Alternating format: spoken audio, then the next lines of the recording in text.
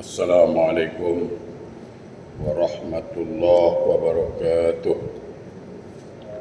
Innal hamdalillah wa syukrulillah wal aqibatu lil muttaqin.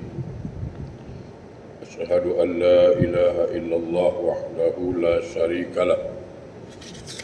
Wa asyhadu anna sayyidina Muhammadan abduhu wa rasuluh la nabiyya ba'dah.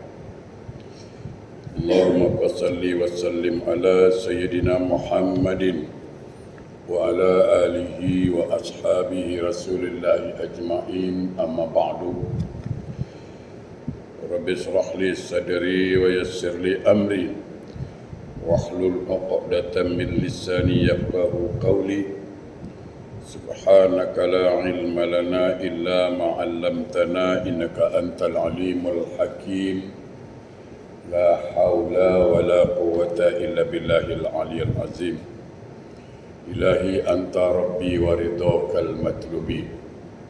Sahabatku, saudaraku, para pencinta ilmu yang dimuliakan Allah, alhamdulillah, segala puji milik Allah mengawali majlis ilmu kita ini. Mudah-mudahan Allah selalu membimbing kita, menuntun kita menuju jalan yang Allah ridha, sehingga di penghujung umur kita insyaAllah husnul khatimah, amin. Salawat dan salam Allahumma salli ala Sayyidina Muhammad wa ala ali Sayyidina Muhammad. Marilah sama-sama kita sanjungkan keharibaan junjungan alam Rasulullah sallallahu alaihi wasallam. Mudah-mudahan kita semua mendapat syafaat dari beliau kelak di akhir. Amin, Allahumma amin. Jemaah yang berbahagia, pada kesempatan yang berbahagia ini, marilah kita membincangkan satu nasihat bijak untuk sama-sama kita renungkan, kita amalkan, supaya amal yang kita kerjakan diterima oleh Allah Subhanahu wa taala.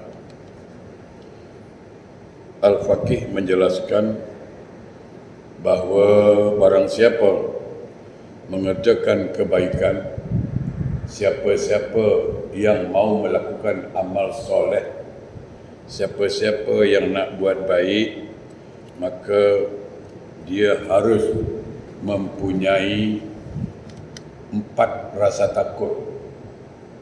4 rasa takut. Jadi kalau kita nak solat, kita nak bersedekah, kita nak puasa, ada 4 yang harus, rasa takut yang harus kita tanamkan. Pertama, takut amal kita Allah tak terima. Itu satu. Takut apa yang kita buat Allah tak terima.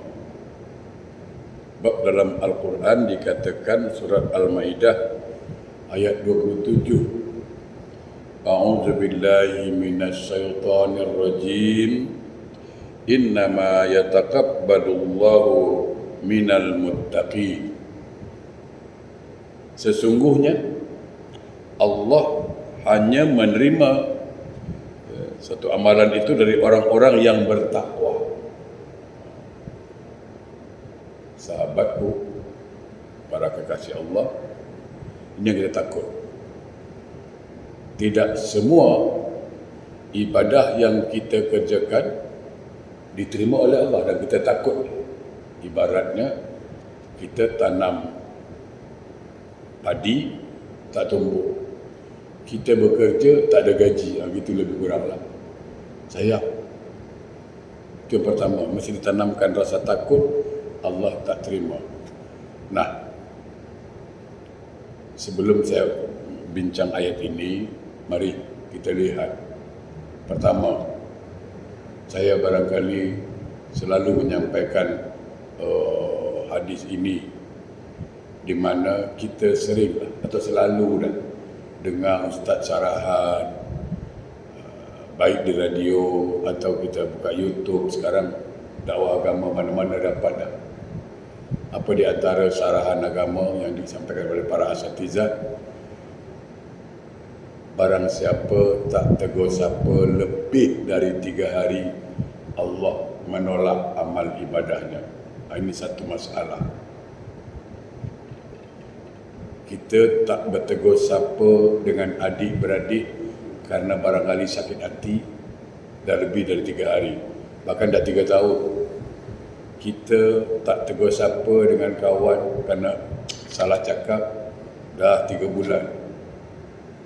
Sedangkan Rasulullah mengatakan barang siapa tak tegur siapa lebih dari 3 hari, disebut al-musahinun, orang yang tak mau berkata-kata dengan saudaranya kerana sakit hati, lebih dari 3 hari, Allah menolak amalnya. Nah, itu satu. Jadi begini, kata kita ada dengan tetangga ke, dengan saudara ke, tak tegur siapa, sedangkan kita solat, macam mana? Sah solatnya, bukan tak sah, sah, tapi Allah tak terima. Oleh kerana itu kita mengalah. Kita mengalah bukan karena salah, bukan. Kita mengalah bukan karena kalah, bukan. Kita mengalah karena Allah. Aku rela mengalah, aku rela tegur kau, aku rela sapa kau dahulu. Kenapa? Karena Allah. Aku ingin amal aku diterima oleh Allah. Jadi kita menghilangkan rasa sombong, rasa angkuh kita. Sebab iblis akan tetap memasukkan itu. Tak payah tegur, jaga marwah kita kan itu. Iblis gosok terus. Marwah jaga, bukan kau salah. Dah, kita pun tak nak tegur terus. Itu di antaranya lah. Itu kita takut. Bayangkan sahabatku, ketika kita tak bertegur sapa dengan orang, dengan tetangga, adik-beradik, meninggal ketika itu macam mana? Meninggal dalam keadaan husnul khotimah, meninggal dalam keadaan su'ul khotimah, buruk akhiratnya. Kerana dalam keadaan yang haram. Jadi mengalahkan Allah. Itu satu di antaranya kenapa Allah tolak amal ibadahnya. Yang kedua, anak yang durhaka. Walaupun dia bangun 1000 masjid pun, walaupun dia hafiz Quran pun, walaupun dia banyak sedekah pun, tapi kalau dia anak durhaka, tetap haram masuk surga. Bahkan saya selalu sampaikan, anak durhaka ni, walaupun dia hafiz Quran, walaupun dia selalu berzikir, dia ketika meninggal dunia, lisannya tak boleh nak sebut kalimat la ilaha illallah. Itu yang Nabi sabdakan dalam riwayat Ibn Hibban, suhti ummihi hajaba lisanahu an syahadati la ilaha illallah. Marah ibu pada anak akan mengunci lisan anaknya ketika nak meninggal dunia menyebut kalimat la ilaha illallah. Jadi itu.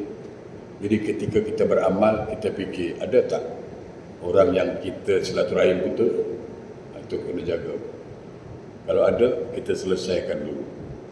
Kita mengalah. Berniat, aku kalau jumpa dia, aku tegur. Aku kalau jumpa dia, aku sapa. Dia jawab ke, dia tak jawab, tu dia punya pasal. Kewajipan kita selesai. Betul. Ya. Tadi saya bacakan Al-Quran, surah Al-Maidah 27. Allah Subhanahu wa taala berfirman, a'udzubillahi minasyaitonir rajim. Innama yataqabbalullahu minal muttaqin. Sesungguhnya Allah hanya menerima, maksudnya menerima amal ibadah dari orang-orang yang bertakwa. Nah, takwa ni banyak makna dia. Saya lebih condong dalam perkara ini mengikuti pendapat Umar Ibn Khattab. Apa itu? Satu hari Umar Ibn Khattab bertanya dengan para sahabat, Wahai sahabatku, bagaimana cara engkau berjalan kalau di jalan itu lampu tak ada, gelap, banyak pula binatang berbisa, ada duri, ada kaca, ada besi yang tajam di situ, sementara lampu tak ada, macam mana kau nak jalan? Kata sahabat, kami jalan hati-hati, jangan sampai luka. Kami jalan hati-hati, jangan sampai digigit binatang berbisa. Maka Umar mengatakan, rasa hati-hati itulah takwa. Rasa hati-hati itulah takwa. Cakap, orang bertakwa cakap hati-hati, orang tersinggung ke tidak? Sama. Solat hati-hati. Minta maaf, banyak di antara kita, tak semualah, bagian di antara kita yang solat janji aku buat, janji aku buat, Allah terima ke tak terima ke, jawapannya entahlah, yang penting aku dah buat. Sampai bila kita macam itu? Sampai bila? Kita harus faham, hati-hati di dalam ibadah, apalagi solat. Solat itu apa? Penentu. Awal yuhasabu 'abdun yaumal qiyamah solat. Iza saluhat sairu amalu wa iza fasadat sairu amalu. Yang pertama Allah tanya di akhirat nanti solat. Kalau solatnya diterima, yang lain, ibadah yang lain Allah terima. Kalau solatnya tak diterima, macam mana? Yang lain ditolak. Maka hati-hati dalam solat terutama sekali. Semua ibadah lah hati-hati. Naik haji lagi hati-hati. Kadang orang balik haji kan ada rasa, haji ini bagi salam masih nak sebut Pak Haji lagi. Kalau tak sebut Pak Haji macam tak nak jawab. Tak. Makanya saya sampaikan hari ini, saya ulang-ulang balik haji, bahawa ingat baik-baik, di dalam kita mendirikan solat, kita cuma selalu jaga rukun 13. Rukun 13 apa? Daripada takbir sampai salam, kita jaga rukuk, kita jaga semua. Tapi kita lupa menjaga rukun yang 3. Ini selalu saya ingatkan diri saya dulu. Apa rukun yang 3? Rukun qauli, rukun fi'li, rukun qalbi. Kalau dulu selalu orang bincang ini, ya. Kalau bab solat orang bincang ini. Rukun qauli, rukun fi'li, rukun qalbi dalam solat. Apa itu rukun qauli? Rukun qauli ialah setiap ucapan kita dalam solat yang menjadi wajib, itu rukun qauli. Apa dia? Fatihah, contoh. Suratul Fatihah itu rukun qauli, wajib dilafazkan, minimal didengar oleh telinganya sendiri. Tak boleh baca dalam hati, tak boleh, batal solatnya. Kadang ada orang solat baca Fatihah dalam hati pula. Tak. La solat liman lam yaqra. Kalimatnya yaqra. Siapa yang solat tidak membaca, kan sudah jelas. Suratul Fatihah, la solatan, tidak ada solatnya. Baca. Itu rukun qauli.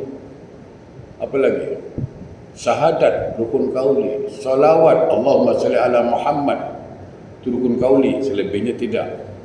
Salam ke kanan, rukun qauli. Nah, dalam bab rukun qauli, setiap ucapan kita dalam solat mesti meyakini seyakin-yakinnya bahawa Allah As-Sami', Maha mendengar.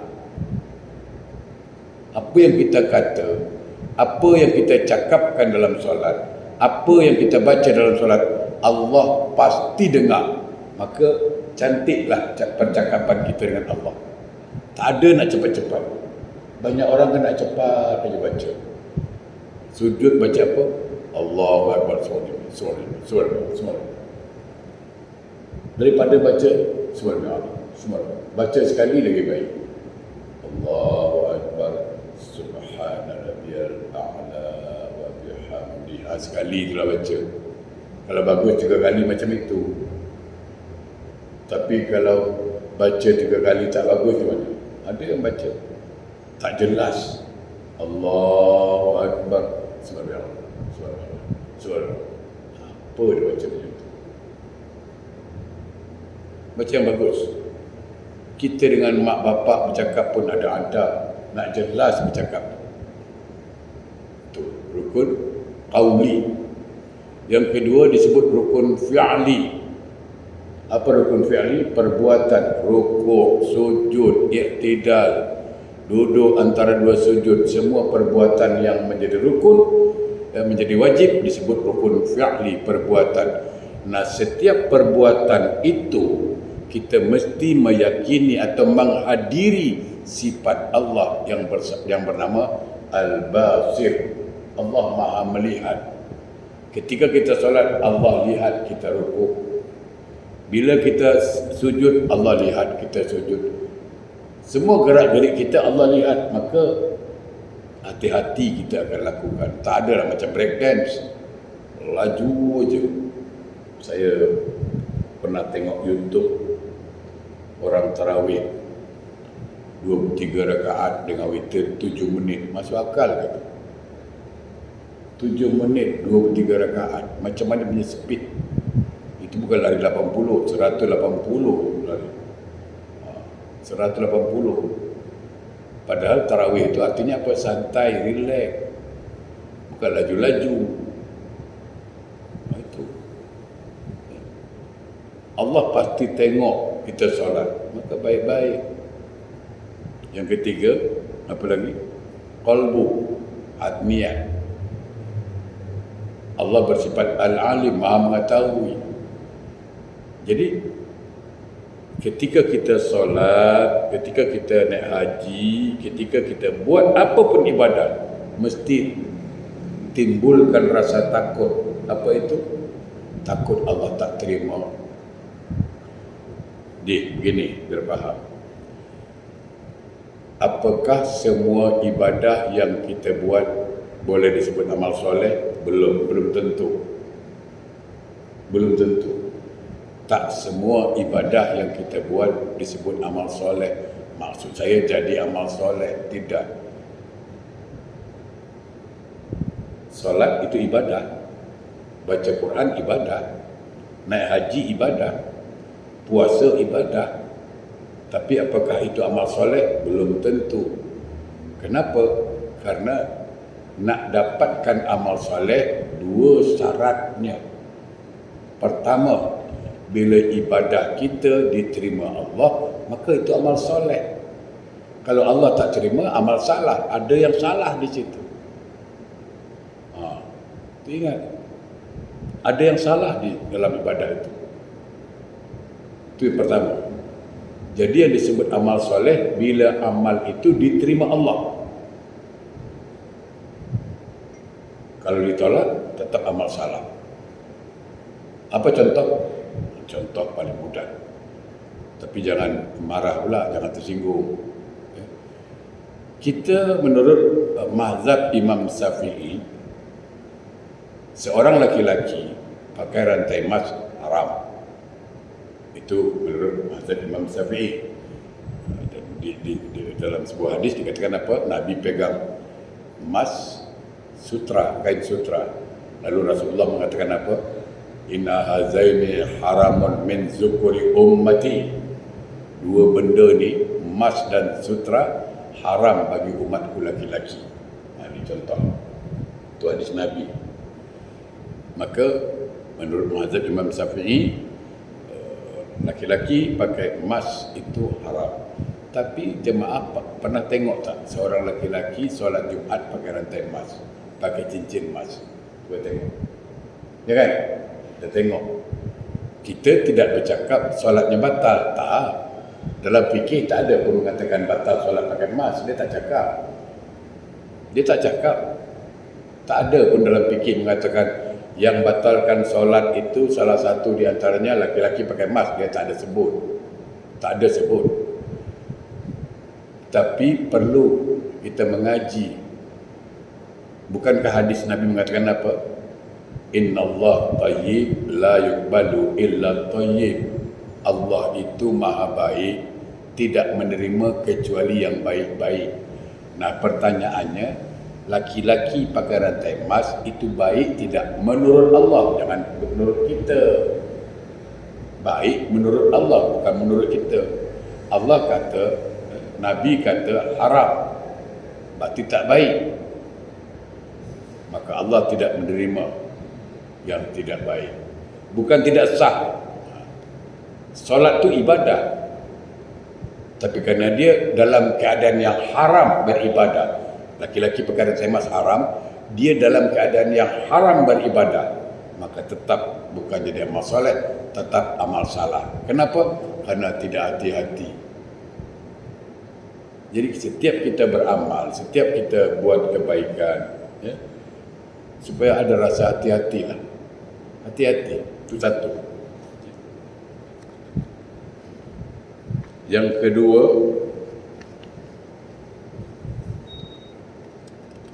dalam kita beramal mesti takut dimasuki sifat riak, ujub, riak. Inna yasiru min riak syirik. Sedikit saja masuk riak itu pamer, syirik, syirik kecil. Bahkan Nabi dalam sebuah riwayat mengatakan, aku sangat khawatir terhadap umatku di akhir zaman kerana perbuatan syirik kecil. Sahabat tanya, apa itu syirik kecil? Nabi kata apa? Riak termasuk syirik kecil. Menunjuk-nunjuk. Begini jemaah, ini contoh mudah supaya kasih faham. Katalah saya kata orang, katalah saya baca Quran. Baca Quran itu ibadah. Ya kan? Baca Quran ibadah. Saya baca, A'udzubillahi minasyaitonirrajim. Tapi muncul rasa riak. Terror. Ya kan? Ada rasa bangga. Bismillahirrahmanirrahim. Gerek sih. Ada riak. Nah, baca Qurannya ibadah, riaknya haram. Artinya saya telah melakukan maksiat dalam ibadah. Itu bahaya tu. Baca Quran ibadah, ya kan? Riak maksiat, berarti dia telah buat maksiat dalam ibadah. Bayangkan. Al-Quran mengatakan apa? A'udzubillahi minasyaitonirrajim. Wa ma umiru illa liya'budullaha mukhlishina lahuddin. Aku tak suruh, kata Allah, kami tak suruh engkau beribadah kecuali ikhlas. Kecuali ikhlas. Maknanya kalau dalam bahasa pasarnya lah, kalau kau tak ikhlas, kau jangan buat. Kita pun selalu cakap dengan kawan, kalau kau tak ikhlas, kau jangan buat lah. Ya kan? Artinya apa? Kita sendiri pun ingin orang buat dengan kita ikhlas. Apatah lagi Allah. Hati-hati dalam beramal. Iblis berusaha macam mana supaya amal kita Allah tak terima. Itu yang penting. Macam mana supaya amal kita Allah tak terima? Maka iblis masukkan sifat riak, sifat ujub. Orang puji kita tak masalah, ingat. Orang puji kita itu bukan riak. Contoh, kita baca Quran, Bismillahirrahmanirrahim. Wasari'u ila maghfiratin min rabbikum wa jannah. Orang puji, tak ada masalah. Itu bukan riak. Bagus Pak Haji tu baca Quran, sedap suara dia. Orang puji tak masalah. Yang salah kita minta dipuji. Itu yang salah. Kita yang minta dipuji, minta rasa dipuji, itu yang salah. Orang puji tak masalah. Tak masalah. Itu. Kalau orang puji kita tak masalah. Yang salah kita minta puji. Ikhlas. Apa itu ikhlas? Ini banyak orang tanya, ikhlas itu apa Ustaz? Saya bagi banyak pendapat. Di antara pendapat ulama, ikhlas itu apa? Begini. Bagaimana perasaan ikhlas? Macam mana usaha kita menutup aib kita. Bila kita buat aib, kita berusaha menutup aib kita.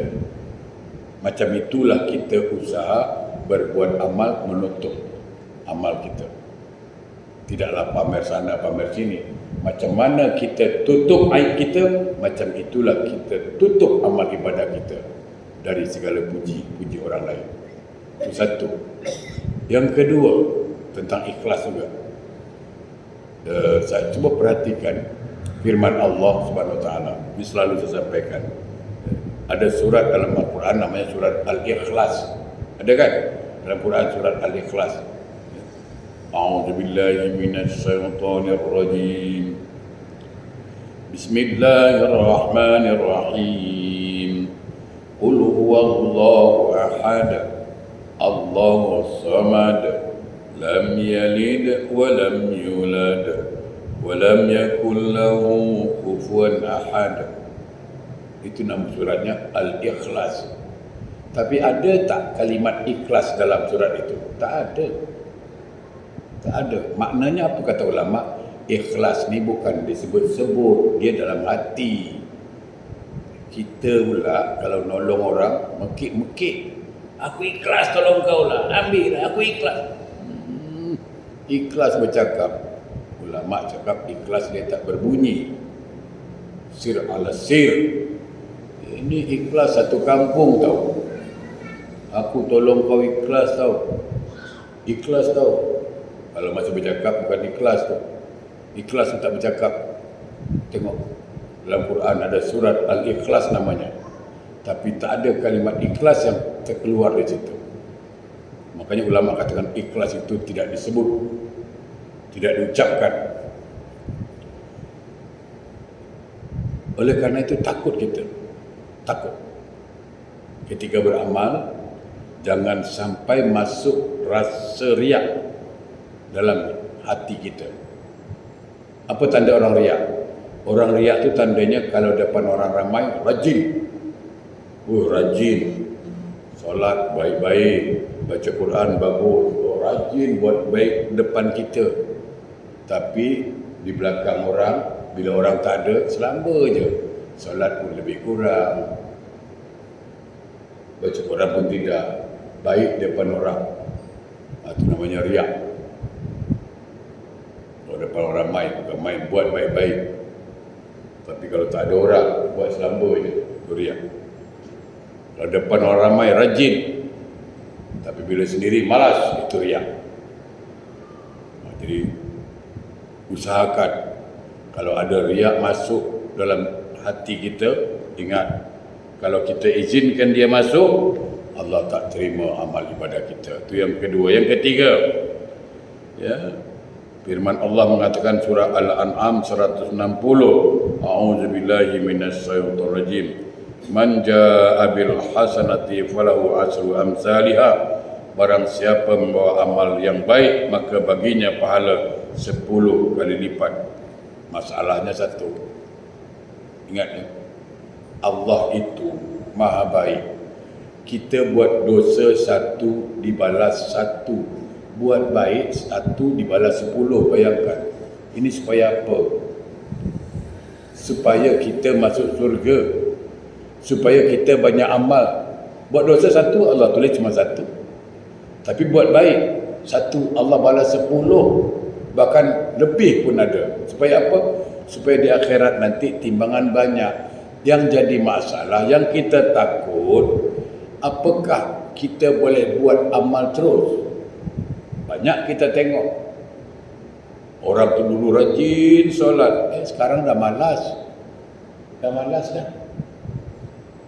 Dulu rajin ke masjid, sekarang dah malas. Nah itu kita takut. Siapa yang memelihara ibadah kita? Banyak. Dulu rajin sedekah, sekarang dah kedekut.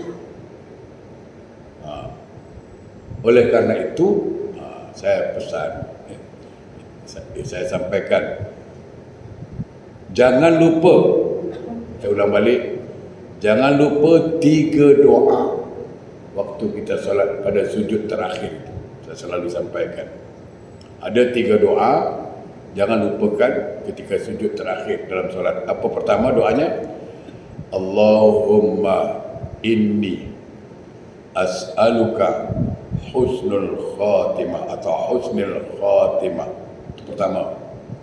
Allahumma inni as'aluka husnul khatimah. Allahumma inni as'aluka husnul khatimah. Ya Allah, anugerahkanlah aku akhir hidup yang baik. Akhir hidup yang baik. Sebab kita tak tahu,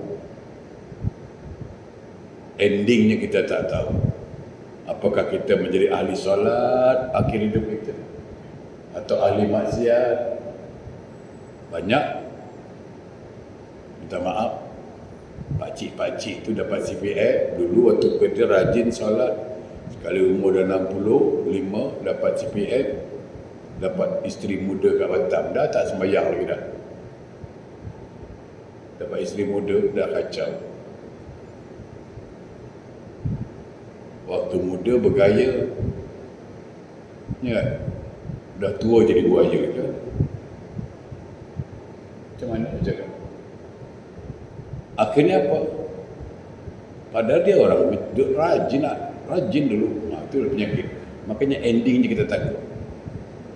Satu, baca tu. Allahumma inni as'aluka husnul khatimah. Ya Allah, anugerahkan aku akhir hidup yang husnul khatimah. Itu yang pertama. Yang kedua, doanya mudah diingat.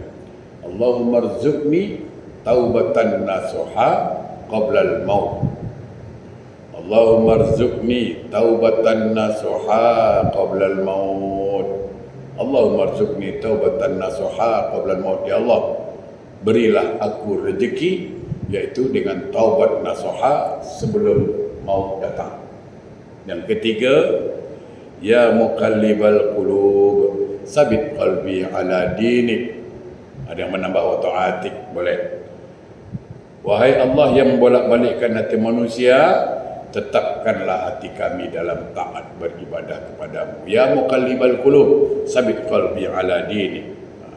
Jadi sekali lagi jemaah berbahagia, ketika kita buat ibadah, takutlah. Takut pada Allah.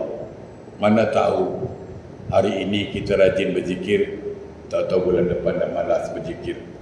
Yang terakhir, takutlah dalam kehinaan dalam taat, di mana Allah berfirman dalam surat Hud ayat 88, wa ma taufiqi illa billahi alaihi tawakkaltu wa ilaihil unib. Dan tidak ada taufik bagiku melainkan dengan pertolongan Allah. Hanya kepada Allah aku bertawakal dan hanya kepada Allah lah aku kembali. Ingat, jangan pernah sombong kalau kita buat ibadah. Kita tahajud malam, alhamdulillah, tak semua orang dapat tahajud malam.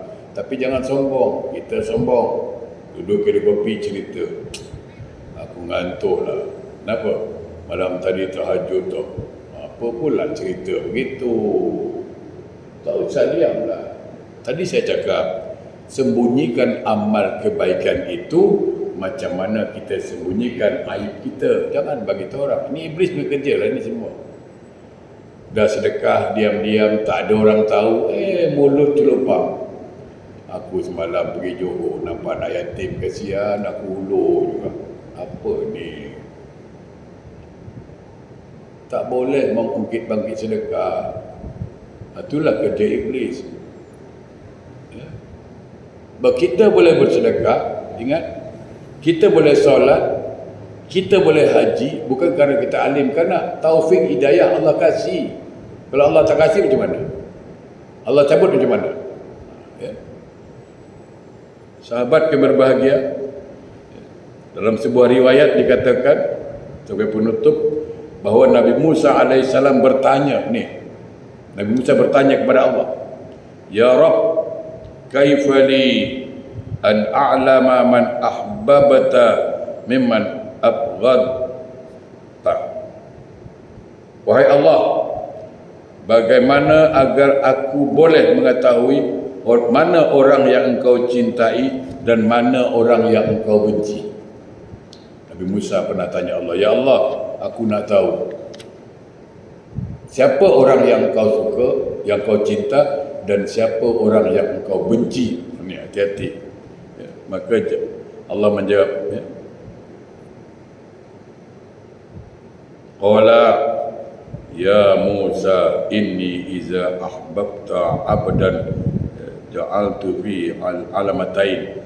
Musa, aku kalau cinta dengan hamba-Aku kalau suka dengan hamba-Aku kasih dia 2 tanda. Mudah-mudahan kita dapat tanda ini. 2 tanda Allah kasih.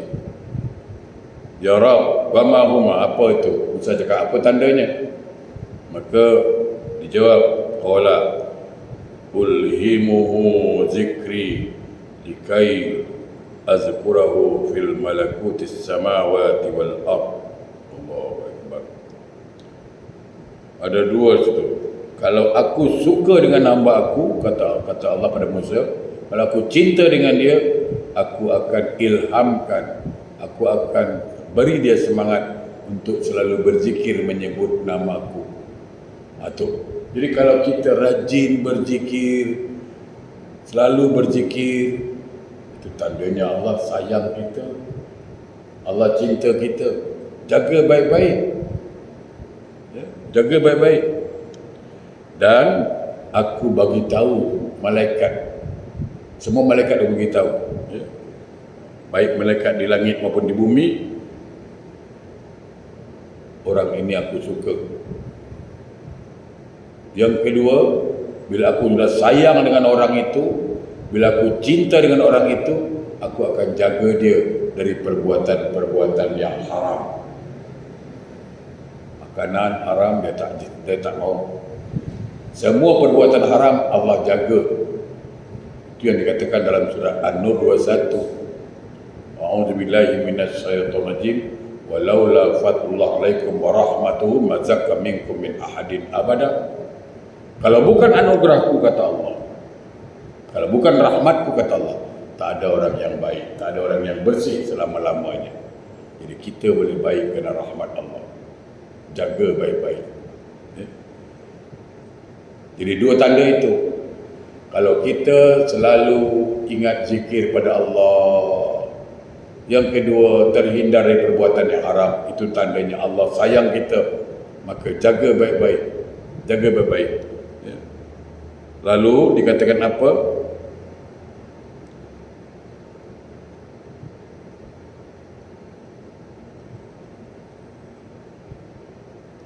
Dan bila aku marah, supaya siksa ada muka, wahai Musa, apabila aku membenci seseorang, maka aku akan jadikan 2 tanda juga pada dirinya. Musa bertanya, apakah kedua tanda itu? Allah menjawab, aku lalaikan ia untuk berzikir padaku, dan aku biarkan ia mengikut dengan hawa nafsunya, supaya ia terjerumus ke dalam perbuatan-perbuatan yang haram dan amarahku, sehingga siksa dan amarahku menimpa dirinya. Hati-hati, hati-hati. Pertama, kalau Allah sayang kita, Allah cinta dengan kita, tengok, Allah akan beri kita, ilhamkan kita selalu berzikir menyebut nama Dia, selalu hadir di majlis ilmu, selalu rajin baca Quran. Dan Allah pelihara kita dari perbuatan-perbuatan haram. Tapi kalau Allah dah benci kita, Allah lalaikan kita dari berzikir. Dah tak ingat zikir, dah tak ingat masjid, dan dah tak tahu hadir di majlis ilmu, dah tak tahu baca Quran. Dan Allah biarkan dia ikut hawa nafsu. sehingga dia terjerumus dalam murka Allah. Summa na'udzubillah, summa na'udzubillah. Mudah-mudahan bermanfaat. A'udzubillahi minasyaitonir rajim. Bismillahirrahmanirrahim. Alhamdulillahirabbil alamin. Allahumma salli ala sayyidina Muhammad wa ala ali sayyidina Muhammad. Allahumma arinal haqqa haqqa warzuqna ittiba'ah wa arinal batila batila warzuqnaba. Allahumma a'inna ala zikrika wa syukrika wa husna ibadatik. Rabbana zalamna anfusana wa illam taghfir lana wa tarhamna lanakunanna minal khasirin. Rabbana atina fid dunya hasanah wa fil akhirati hasanah wa qina adzabannar. Walhamdulillahi rabbil alamin. Assalamualaikum warahmatullahi wabarakatuh.